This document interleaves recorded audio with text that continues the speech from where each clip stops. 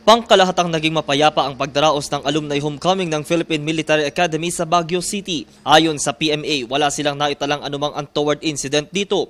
Pumwesto din sa paligid ng Fort Gregorio H. Del Pilar ang mga tauhan ng Police Regional Office Cordillera maging ang mga medic response teams. Nagsilbi namang panauhing pandangal sa okasyon si Pangulong Rodrigo Roa Duterte. Kasama din ang Pangulo na dumalo sina AFP Chief of Staff General Eduardo Año, Defense Secretary Delfin Lorenzana at PNP Chief Director General Ronald Bato de la Rosa.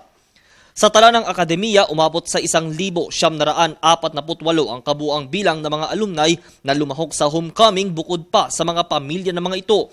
Ika nila, isang napakahalagang pagkakataon ito sa kanilang buhay dahil sa muli nilang sasariwain ang mga alaala habang sila ay mga kadete pa. Ngayong taon, nagsilbing senior managing at host class ang mga PMA classes na nagtatapos sa 2 at 7. Yung aming alumni association ang nagde-determine kung sino yung ginagawang guest of honor, gano'n. So ang PMA is parang dito lang gusto nilang idaos dahil dito nga yung aming tahanan. Kaya naman talagang in-endorse nila na maging honorary member siya ng BMAAI. So to answer that, yung anong masasabi ko, syempre proud din kami dahil kabahagi kami niya. At yun nga, yung manifesto of support, yun yung magpapatunay na talagang sinusuportahan namin siya. Ngayong taon, pinangunahan ng PMA Hinirang Class of 1987 ang nasabing alumni homecoming. Ang grupong ito ay nabuo sa likod ng 149 na kadeteng nangarap na maglingkod sa ilalim ng sandatahang lakas ng Pilipinas. Yung hinirang nakuha ng buong klase. So ibig sabihin, the chosen few kami. Maraming tinawag at ilan lang napili. We were only 149. So out of the 149, 60 went to Philippine Army, 51 went to the Philippine Constabulary, 25 went to the Philippine Navy, and 13 went to the Philippine Air Force.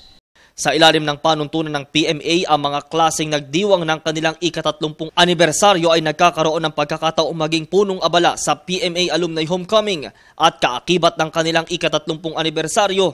Nakilala din ang hinirang class sa pagkakaroon ng matatagumpay na mga miyembro. Ilan dito ay ang 3 sa mga alumni na mga ito ginawaran ng Medal of Valor, ang pinakamataas na parangal para sa mga sundalong Pilipino.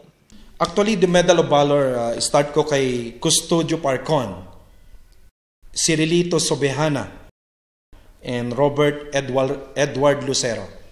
Si Parcon ay bahagi na ng Philippine Navy habang sina Sobejana at Lucero naman ay nasa Philippine Army. Sinabi pa ni Lieutenant Colonel Reynaldo Balido Jr., asahan pa ang pagbabago sa akademiya bukod pa sa barracks na siya ding binisita ng Pangulo. Effort natin to be at par sa international standards ng military academies. Samantala, ikinatuwa naman ng mga nagsipagtapos sa PMA ang pagdalo ng Pangulong Duterte sa kanilang alumni homecoming, lalo pat itinuturing itong unang pagkakataon matapos ang 2016 elections at matapos ang higit isang dekada.